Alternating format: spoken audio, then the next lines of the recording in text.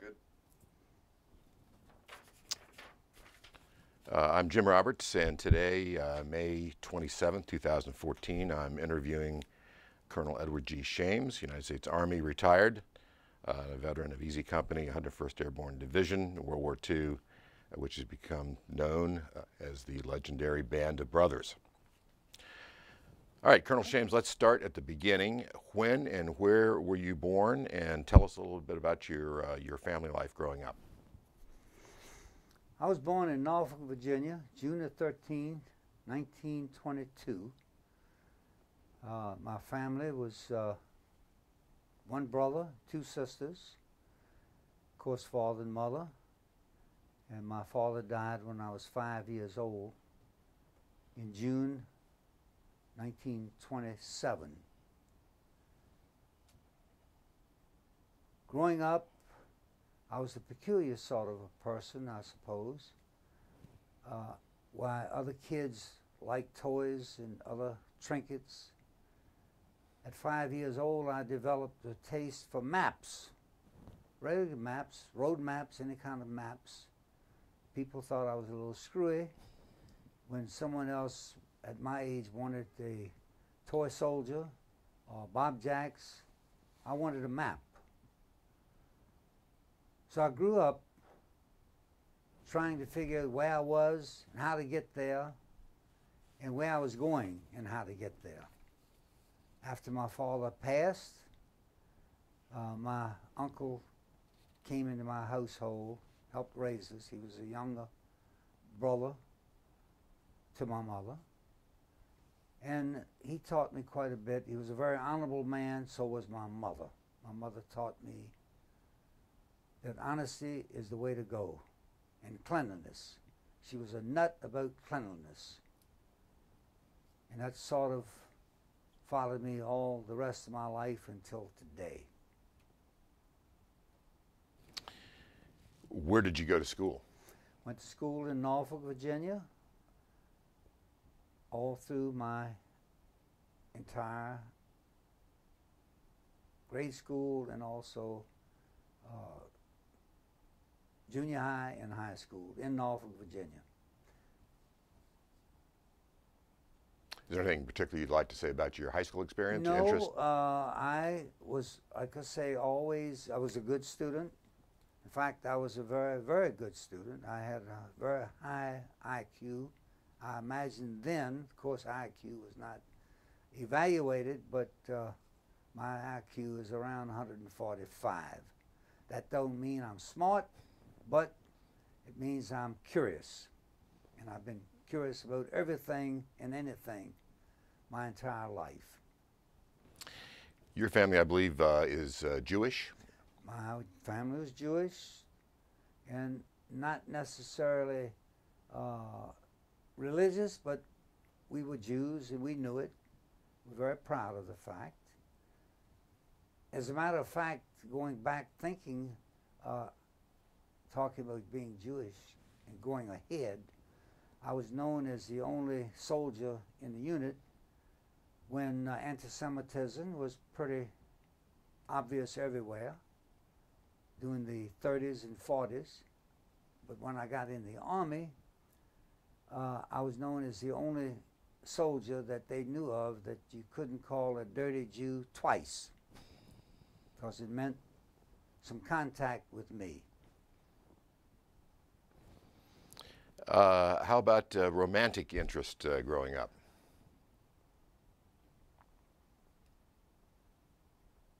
I was quite shy growing up. Of course, I liked girls, and I went out with girls, and I went with numerous girls, but never over romantic with any of them. I had a deep feeling for the one particular girl by the name of Ida Aframe, A-F-R-A-M-E, a very pretty girl. Well, in fact, she was the beauty of the area, and had no idea in the world that later on we would have more contact. So the relationship with Ida developed early, then resumed when you came home. The relationship with Ida was more or less platonic until the day that I went overseas. I was going overseas with my unit. For some reason or another, I had to leave. All of us had to leave from our unit, came back to Norfolk, and one of the last things that I did before I got back to camp was to go visit her. She was a nurse's aide volunteer at the hospital. I went to see her.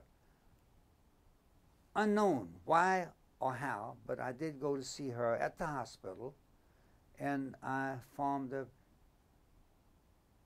dear relationship with her on my side, not hers. Talk about the atmosphere in the Norfolk area when the war broke out. When the war broke out, I was allowed to go to the Naval Engineering School. I passed pretty high on the test that they gave for students wanting to go to engineering school of the Navy. I was at school for about a year. Of course, the war broke out in 1939, and there were rumors of war constantly, of what we were going to do and so forth. I was only 18, 19 years old. And we knew that sooner or later that the United States was going to be involved in the war, but we wanted to pick out a particular unit that we wanted to go into. I always wanted to be a fighter pilot. Why, I have no idea. And 2 or 3 other classmates of mine also had an idea of what we wanted to do. We wanted to choose our service and choose what we wanted to go into, but the military, our own military, wouldn't even think of it. We wanted to be officers, of course, naturally, and we thought we were smart enough to be officers. And we talked to each other pretty frequently about what we wanted to do, so we decided all of a sudden, this was in 1941, we were going to look around and see what we could do, and sure enough, Canada had ads in newspapers and magazines. They were looking for Spitfire fighter pilots. And of course, at that time, they would take somebody out of the kindergarten if they thought they could qualify. So we made up a pact, the 3 of us made a pact to go up to Ontario, Hamilton, the home of the RCAF, to see what was going on. Of course, we wrote them and talked to them, and they said, come up. We did. We went to several of the physical examinations with them. This was just December 1941. Around the 1st, 2nd of December, we passed all the physicals requirements, passed all the mental examinations that they had, and we were waiting to go into the Cadets Training Corps on December the 8th. We were to sign our papers on December the 8th. We were waiting around in a hotel in Hamilton. Sunday afternoon, had nothing else to do but wait until the big day, December the 8th. And of course, on the radio we heard that December the 7th came about and Pearl Harbor. We decided then and there that this was not the place. We went to the headquarters on the 8th, and they understood the situation. We turned around, drove back to Norfolk, Virginia.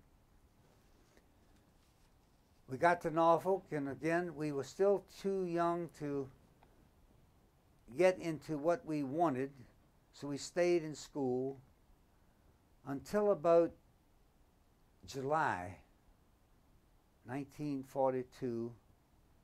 Some propaganda came out of Fort Monroe, Virginia. They were looking for superior young men superior physical attributes, and also smart. They put out bulletins that they were trying to form a paratroop unit. Of course, we knew nothing about it, but it sounded good to us. I don't know what the other two did, but I signed up at Fort Monroe, Virginia, to go into the 506 Parachute Infantry. I was called to go in the next month to be sworn in at Fort Lee, Virginia, Reception Center for the United States Army, as a recruit, with the idea of going to the 506 to a place called Toccoa, Georgia. No one had ever heard of Toccoa, Georgia. I asked one of the recruits waiting to go to various units, or a various unit at Fort Lee from Georgia, found out who he was, and I asked him about it. I said, "Do you know anything about Toccoa?" And he said, "I've heard of it." He says, "As a matter of fact, I believe it's called the capital of coffins, coffin capital of the world, Toccoa, Georgia." He said, "But I don't think you can get there from here." The next day I was on a train going to Toccoa, and that started my Army career. I'll tell you something about the 506. After Pearl Harbor, after the slaughter at Corregidor and the Bataan Death March, the senior civilians, not the officers, but the senior civilians at Fort Monroe, which was general headquarters of the United States Army. The Pentagon was built but not occupied. The general headquarters of the Army was at Fort Monroe, Virginia. The civilians came up with the fact that they had to do something because the American public was in a deep funk about the armed forces of the United States Army. And they came up with a scheme to form a super unit so that the American citizens would be proud again of their military people.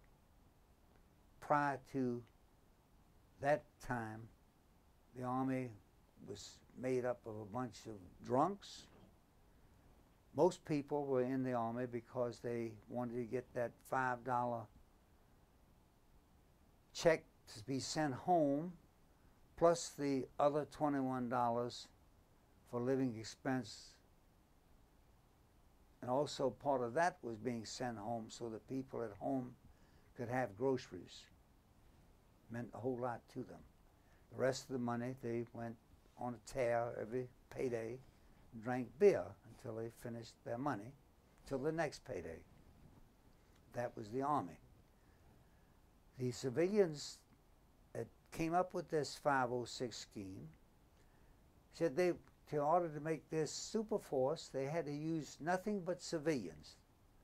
The only military people would be the cadre plus the senior military officers. When they presented this to the senior officers of the headquarters of the United States Army, they said, "You people have lost your minds. You cannot even attempt to develop anything near a super force without having them go through the Army units prior to forming this new unit." The civilians prevailed. And of course, the Army folks decided that it was going to be a failure, and we went that way until we were almost ready to attack Germany from England. Once you got to Toccoa, did you find young men from all over the United States there? When we finally got to Toccoa, we were putting into a holding company. They had already started developing companies. As a matter of fact, we were a little late as far as the companies were concerned. We were put into a W company. That was the holding company until they weeded out the misfits to bring into the unit.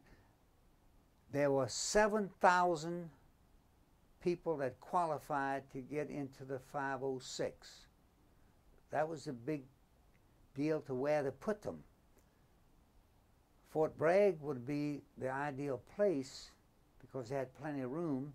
And Fort Bragg officers there said, we don't want them. We don't want to have anything to do with them because there'd be a failure. Fort Benning was the next stop because they had just developed the Army Airborne School, built towers and other things that would bring people into a new form parachute regiment and certainly a division of airborne people. Fort Benning says, we don't need another failure, not here. And went throughout. Fort Hood, Fort Gordon, all of them said, we don't want them. Then they came up with this place called Camp Toombs, named after a Georgia senator during the 1850s.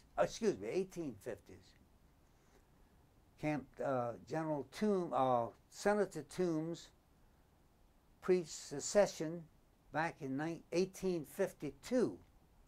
So they couldn't well keep the name Toombs, so they changed it to Camp Decour. And the Army said this is a good place for them, because when they fall flat on their face, nobody would have ever heard of this super unit concept, nor would they have ever heard of Camp Decour. The next thing they had to develop was a commandant for Camp Decour, the 506. The Army said, we have the right man for you here. We have a gentleman that, of course, we found out later. We didn't know anything about it, naturally. It was above our pay grade. But we found out later that it was decided to name a major who was up for promotion to lieutenant colonel that they wanted to get rid of anyhow because he was sort of an alcoholic, like most of them, but he was more of an alcoholic, like most of them. And he was also a maverick, but he was also part of the test platoon, United States Army parachute troops. They said, this is our man. The reason they couldn't get rid of him before was because his folks owned 4 newspapers down the south. And you can understand that. Nothing has changed since then or now.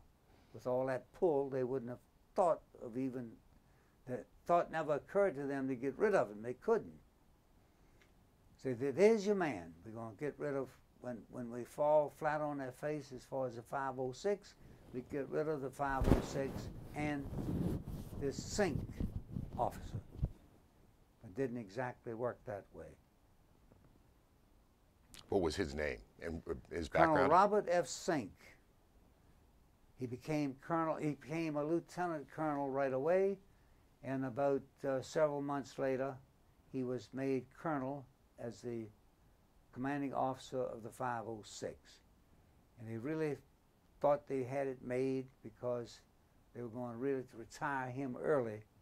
He was a graduate of the West Point 19th school of the year of 1912, class of 1912. And did Colonel Sink develop the training program for Toccoa? Colonel Sink helped develop the program with the folks at Fort Monroe.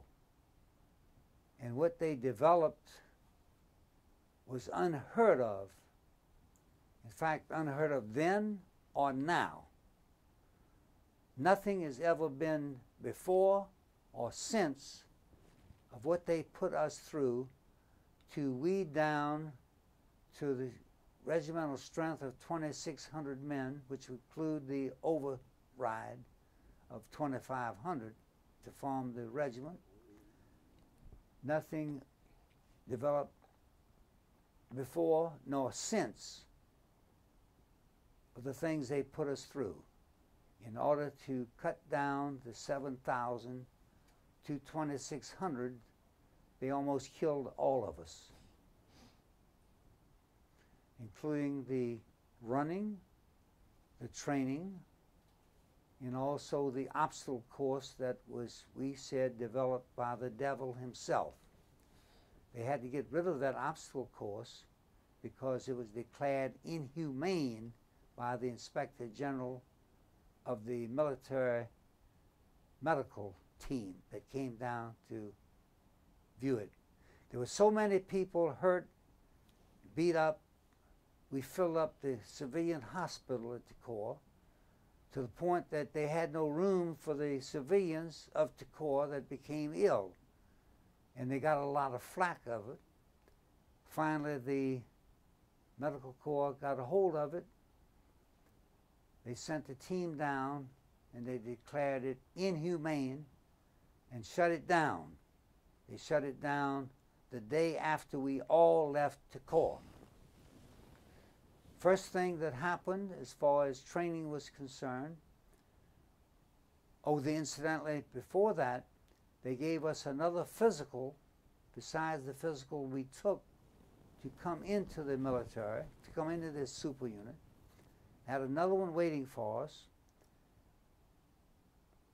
given us by full-blown MDs, not corpsmen, full-blown MDs, that 15% could not qualify. They got rid of 15% immediately.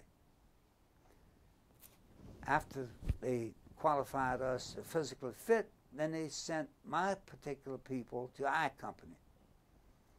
We went to I Company maybe the 4th day or 5th day that I was in the Army. We assigned to these old beat-up barracks, tar paper barracks. The first morning, being in I Company, the first sergeant blew his whistles and said, "Fall in." We didn't know what fall in meant, but we figured that we had to get in front of him, in front of the barracks. He said, "This is to be your first exercise as a trooper of the 506. Now, about face. Some of us knew what about face meant. I didn't, but I imagined it meant turn around, and we did. We found out it meant turn around later. Now look up. We looked up, and there was Currahee. Currahee was a mountain that's the last mountain, the chain of the Appalachians, almost at the end of the Appalachian Trail. It was of course, the Appalachian Trail ended before Currahee, but Currahee was the last mountain of the Appalachian Trail, right at our camp, base of our camp. He said, "Now you're going to run that mountain, and you're going to run it and not walk it, and you're not going to stop until you got to the top." And he said, "We have 12 or 15 men situated the 3.5 miles to the top, and if he caught you stopped, you will be out of the 506 tonight. No ifs, and buts, or maybe.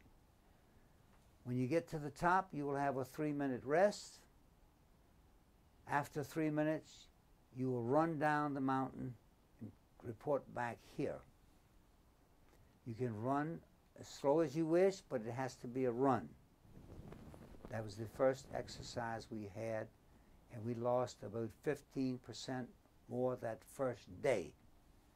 How I did it, I'll never know, but I was determined, and I did make the mountain. It was 3.5 miles up, 3.5 miles down.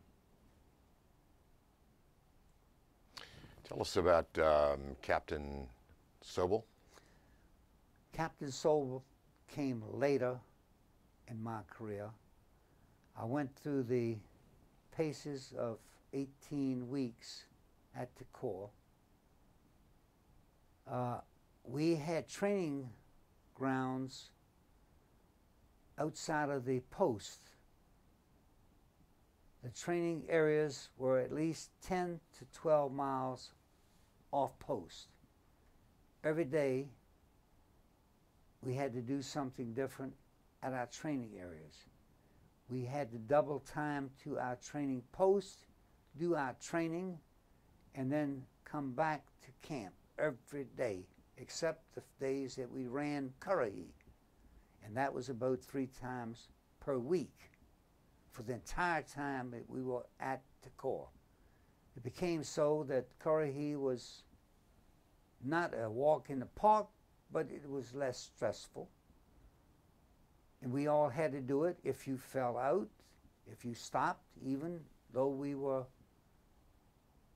2, 3, 4, 5 weeks into training, you were out of the 506 that night. Rifle training, weapons training, machine gun training, mortar training took place at our training areas from the Corps. And incidentally, the Corps was what we called a running camp. All during the duty hours, about 6 o'clock in the morning till 6 o'clock in the evening, everybody double timed no matter what they did at the camp itself, whether we went to the mess hall, whether we went to the PX, or whether we went to the churches, or anything else. We double timed, including all the officers. The only officer that did not double time when he was in the Corps was Colonel Sink himself.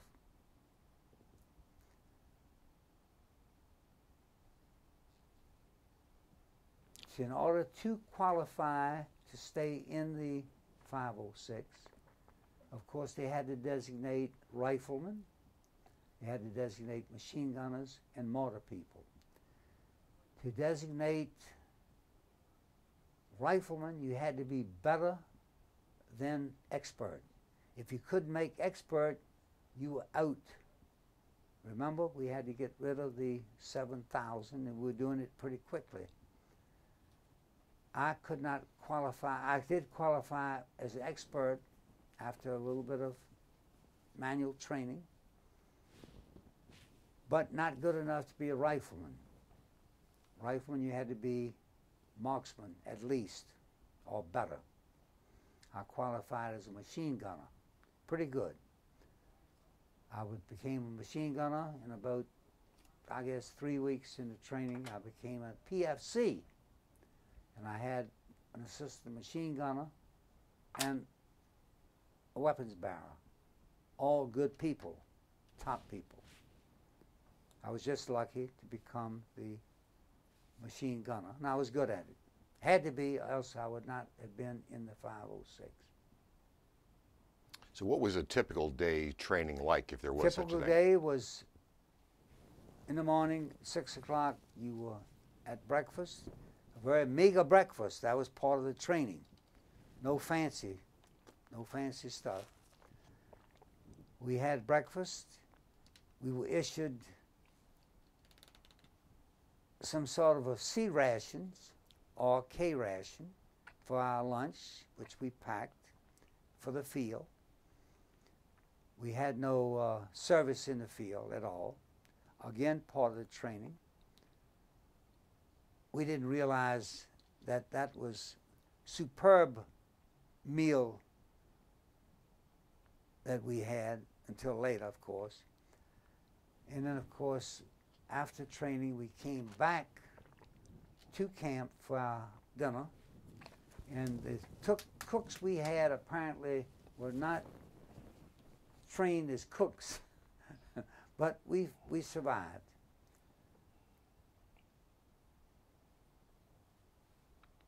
Now we had extensive map training, which I was very good at because that was my hobby. And I developed a flare for the machine gun and all other things, patrol training, everything that had to do with sooner or later we had to use in our combat bowls.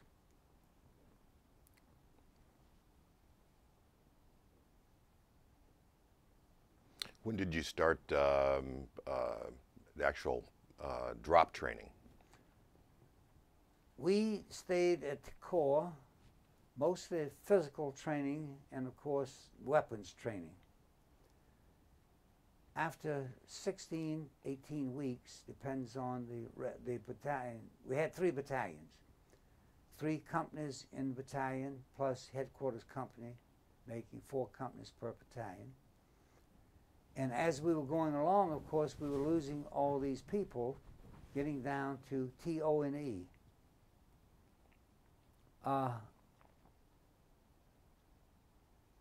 We were waiting for the day that we had to go. We wanted to go down to Fort Benning for jump training. We had to go to Fort Benning because that was the parachute school.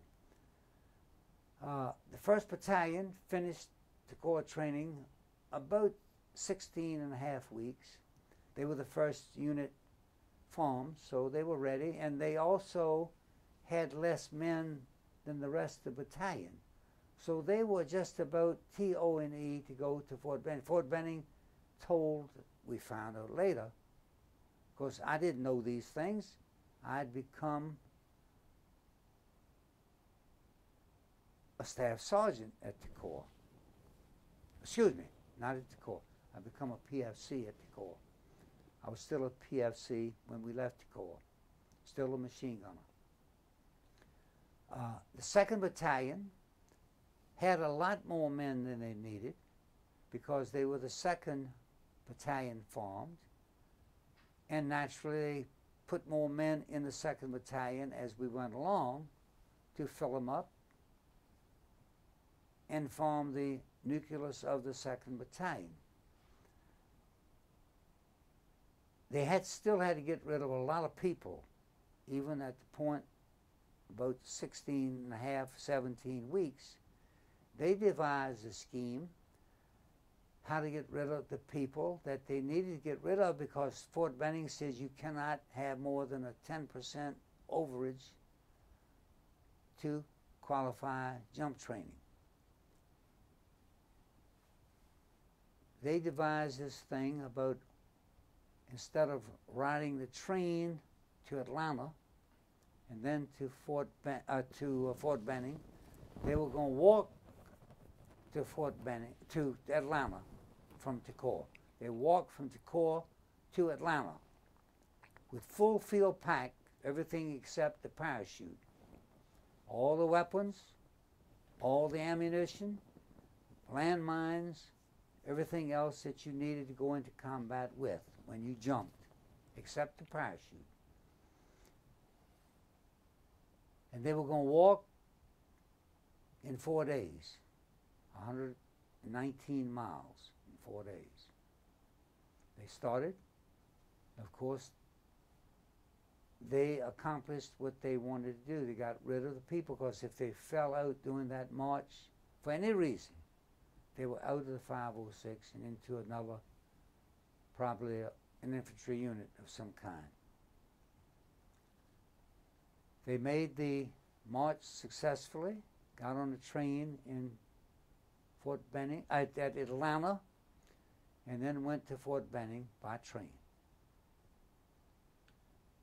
The 3rd week, it was time for the 3rd Battalion, my battalion, to get to Fort Benning. It was time. We had finished everything. Prior to going to the big walk, we had a mission to walk from Clemson, Georgia, back to Camp Toccoa as a training mission. About 3-4 weeks before we went down to Fort Benning, we wanted to do total weapons training with the entire regiment. Now, we did a lot of weapons training in Toccoa, but Toccoa's rifle and mortar facilities were very sparse, very small. We could not do the entire regiment at one time. The colonel wanted us to do a total regimental rifle and weapons training. The nearest place was a school called Clemson College, South Carolina. At that time, it was a military school, and we found out later they had a huge facility for weapons training and marching, parade grounds, and so forth. It was beautiful. So we decided to take trucks, of course, to Clemson. One morning we fell out. This was about the middle of November. And we saw these trucks in the morning, just after we had our breakfast. We were told to get all of our gear together, including our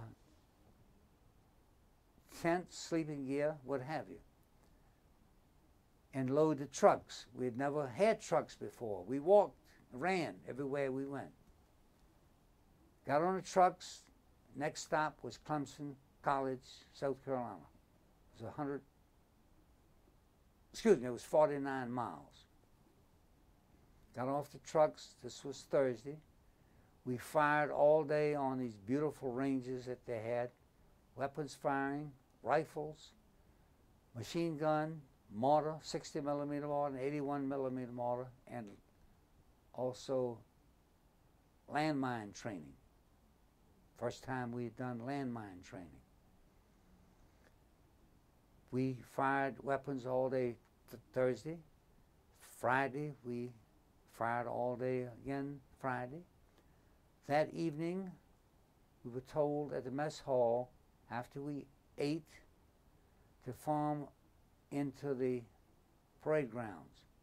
At least 3,000 men were at that parade ground. Colonel Sink, through microphones and loudspeakers, told us to get out our compass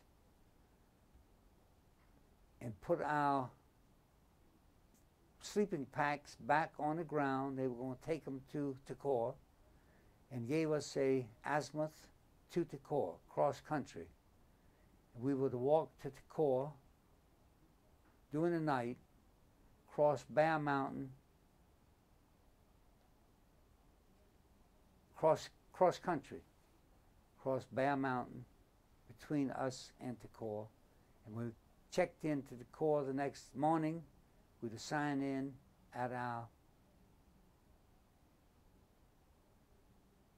unit. A few of the guys went to Takor by the way of Atlanta, because Atlanta was a good town to have a few drinks. And at that time, they knew we were pretty good soldiers. And they didn't, well, of course, they said they got lost, which of course was a lie. But they enjoyed themselves in Atlanta for an extra day. This was prior to us going down to Atlanta. So we knew what marching was, and we knew was walking. Now, the 3rd Battalion got to Atlanta. We off-boarded at Camp McPherson at Atlanta, told to gather our weapons, and we were going to walk to Fort Benning. And that was 149 miles, and they said walking is very good for you. We're going to try to do it in the same time it took the 2nd Battalion to walk 119 miles. And we started. We had a lot more men than did have the 2nd Battalion, or certainly the 1st Battalion. But we got rid of them. We got to Atlanta, 148.5 miles. Someone decided that we were going to run the last half mile into the Fort Benning gate, because thousands of people were waiting to cheer us on. And the jump school had big signs waiting for us to welcome us. It said, "Welcome, 3rd Battalion, 506, Parachute Infantry Regiment, long talkie, big walkie, no jumpy." And they decided at that time they were going to really get rid of us.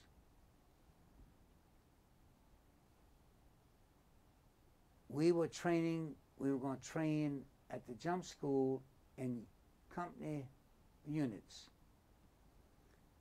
Our company fell out in front of the Darling of the Army Parachute School. Officers in gold letters, U.S. Army Parachute School on their chest, with ribbons on their pants and sleeves. And they gave us a lecture, and they said that we were welcome there, but please understand only half of us will only qualify for that wings, because that's the way it is. It's that tough. Doing it on 3 phases. The first phase was physical training to be able to jump out of an airplane. And we all looked at one another. Physical training, physical conditioning and training. The second phase was to familiarize us with parachutes, parachute packing. We would pack our 5 jump parachutes that we were going to qualify in, and of course the jump itself and tower training. I said, now the first phase we're going to start right away, and we were in our jump boots, our coveralls. They said, now we're going to run you into the ground, and of course the ones that fall out is finished. So we ran about an hour and 15 minutes. We looked around, and these guys from parachute school were sweating very heavily. So we wondered when they were going to stop, and sure enough, they stopped about an hour and 20 minutes into the run and yelled out, "Have we had enough?" We yelled back at them. We thought we were just warming up. Now let's do some real running. Of course, we were endeared to them, very much so. And no more physical training for us while we were at the jump school. They came up with all kinds of schemes and devices, but we weathered them. As hard as they got, we got harder. Until finally, it was time to make the jump. We also got that time another lecture telling us that at least quite a few of us would want to be refused to jump. It's okay to refuse the first jump. On the second jump, it meant 6 months in the brig. Why? Because they had spent all that money getting us where we were, and we understood that. And they said at least 25% were to wash out. It so happened the only ones that washed out that were injured on the tower, maybe 2 or 3 of the whole bunch, and they finally decided to, and as a matter of fact, to make the last jump, about, I'd say 40% made 5 jumps the first day. The rest of us made the rest of the 4 jumps the second day. And it was time to go, but they still had no place for us. So they put us in a place called Fort Benning, Alabama area, mosquito infested, seriously, until they figured out what to do with us next. Fort Bragg was it, but Fort Bragg said nothing doing, and they had the intestinal fortitude to cut a place out of Fort Bragg and named it Camp McCall. They did not want to have us associated with Fort Bragg. Fort Bragg was part of McCall, or McCall was part of Fort Bragg. Fort McCall was about 18 miles from the main post. We stayed there for our advanced infantry training, where we jumped as often as we could, and we had serious training there until time to go to Tennessee maneuvers. And this time they thought that they were going to really get rid of us. They didn't know what to do with us. As a matter of fact, when you got rid of, when the unit finished their basic training, some division would have accepted them as part of the division. But it was not to be. We were accepted only provisional with the 101st Airborne Division for quarters and so forth. We hung around the 101st through the Tennessee maneuvers, and up until the time we were ready to go to Normandy, it finally approved of us being part of the division. At the Tennessee maneuvers, if some of you folks have seen the Dirty Dozen on TV, that was taken from the 506 Parachute Infantry, where we practically skinned the entire United States Army, both Green Force and Red Force. They finally had enough of the 506 and said, you get the hell out of here and go back to Fort Bragg and get ready for overseas shipment, which we did. We had no idea where we were going to go, but on troop train, we knew that it was going to New York, and that therefore we knew we were going to go to England and be part of the invasion in Normandy.